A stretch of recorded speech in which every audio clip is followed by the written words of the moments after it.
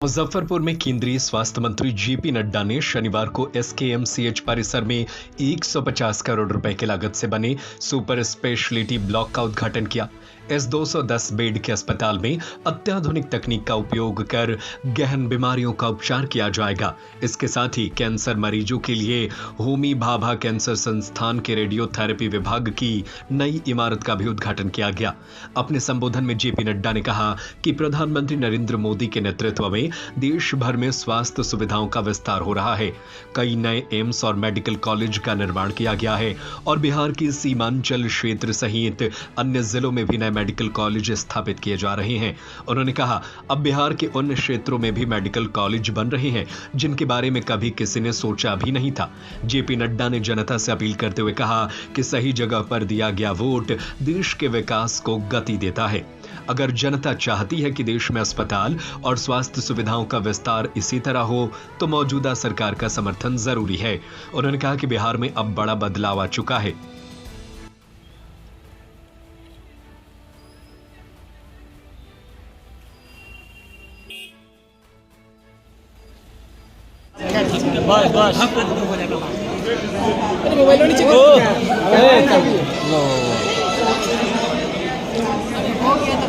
अब ऐसा माइक नीचे का यार भूल गए। याद है ना, माँ बेटी सुरक्षित नहीं थी, याद है ना। आइए बांध करके जो निकलते थे लोग, याद है ना। और जमीन का कोसा कोसी होता था, याद है ना। तो ऐसे लोगों से बचने का एक ही रास्ता है कि अपनी उंगली का सही उपयोग करके सही बटन दबाना और सुपर स्पेशलिटी ब्लॉक लेना, मेडिकल कॉलेज लेना, विकास करना और कैंसर का हॉस्पिटल खुलवाना, ये हमारी व्यवस्था है। मित्रों, एक बात और बताना चाहता हूं। आप बताइए, आयुष्मान भारत दुनिया का सबसे बड़ा हेल्थ कवर है कि नहीं है? गरीब लोगों को 55 लाख लोगों को 5 लाख रुपए का इलाज का मुफ्त मिल रहा है कि नहीं मिल रहा है? गंभीर बीमारी से लड़ने का इलाज की व्यवस्था की गई है कि नहीं की गई है? मित्रों, यह सबसे बड़ा हेल्थ का कवरेज का कार्यक्रम है। और कौन है ये गरीब लोग? रिक्शा वाला, ठेला वाला, रेड़ी वाला, फेड़ी वाला, सब्जी वाला, बस का ड्राइवर, बस का कंडक्टर, ट्रक का ड्राइवर, ट्रक का क्लीनर, लिफ्ट मैन, होटल में काम करने वाला वेटर, लिफ्ट अपने छोटे छोटे उद्योगों का में काम करने वाले मजदूर, हमारे बाल काटने वाले सैलून में हमारे बार्बर, छोटी दुकान में जूता बनाने वाले हमारे लोग, ऐसे गरीब लोगों को मोदी जी ने 5 लाख रुपए का हर साल गंभीर बीमारी से लड़ने के इलाज की व्यवस्था की। आप बताओ, कोरोना में अमेरिका लड़खड़ा गया था कि नहीं लड़खड़ाया था? ऑस्ट्रेलिया लड़खड़ाया कि नहीं लड़खड़ाया? जापान लड़खड़ाया कि नहीं लड़खड़ाया? सारा यूरोप तकलीफ में आया कि नहीं आया? ये भारत है जो मोदी जी के नेतृत्व में दुनिया का सबसे बड़ा वैक्सीनेशन प्रोग्राम, टीकाकरण का कार्यक्रम और 220 करोड़ डोज, डबल डोज और बूस्टर लगा करके उन्होंने 140 करोड़ के देशवासियों को बचाने का काम किया। तो नरेंद्र मोदी जी ने किया, ये हमको ध्यान रखना है। यहां अभी हम गए थे पीडियाट्रिक आईसीयू में, वहां जेई का पेशेंट था। आपको मालूम है, जापान में जेई की दवा 2006 में आ गई, 1906 में आ गई थी, और भारत में जापानीज इंसेफ्लाइटिस की दवा 2006 में आई। पूरे 100 साल लग गए। टेटनस की दवा को आने में 28 साल लग गए। डिप्थेरिया की दवाई को आने में 30 साल लग गए। ट्यूबरकुलोसिस की दवाई को आने में 30 साल लग गए।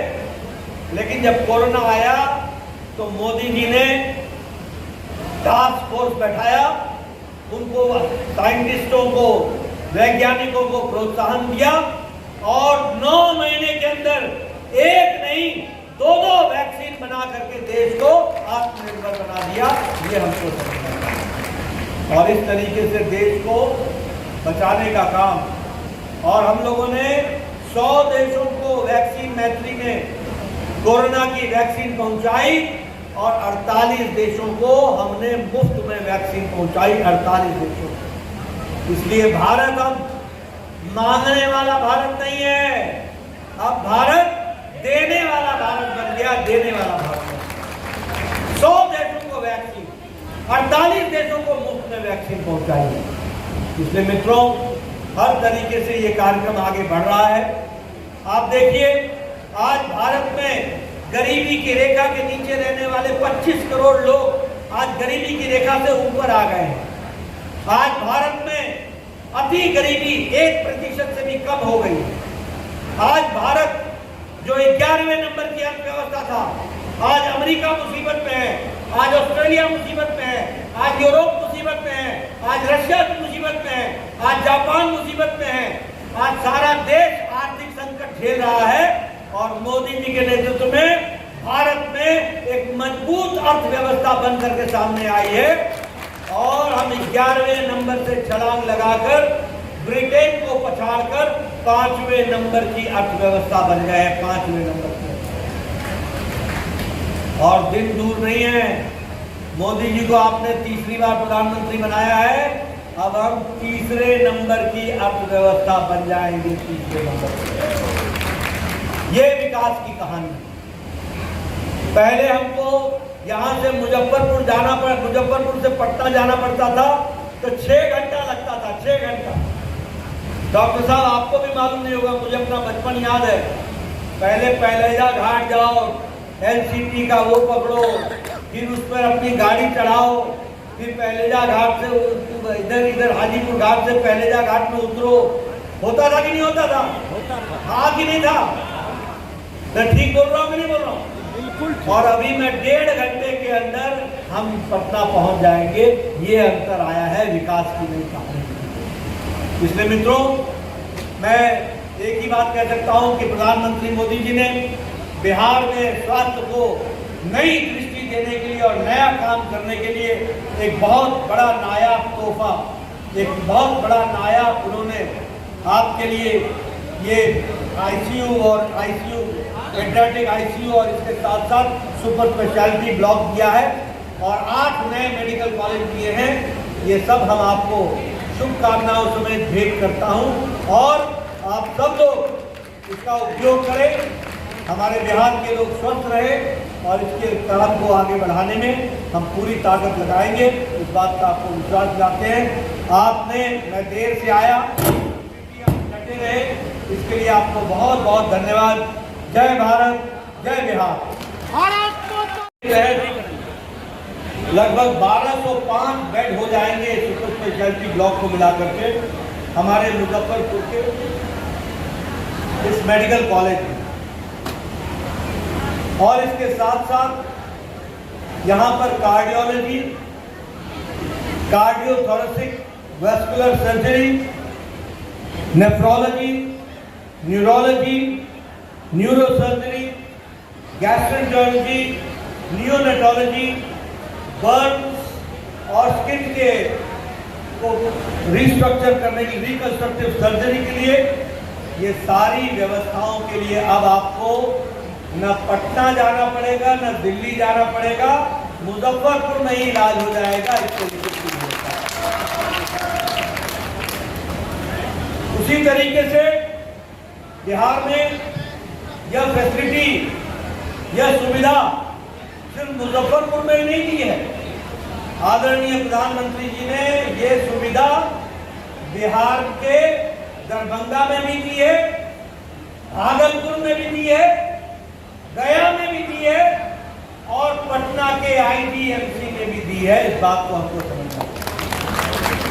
तो इसलिए सारे बिहार का विकास इस तरीके से जो चल रहा है वह बताता है कि स्वास्थ्य के क्षेत्र में किस तरीके से एक लंबी छलांग लगाकर प्रदेश में स्वास्थ्य के विभाग के द्वारा कार्य का इनिशिएटिव लिया गया है। यह बात इसमें से हम सबको सुनने को, देखने को मिलती है। मैं यहाँ ये भी बताना चाहूँगा कि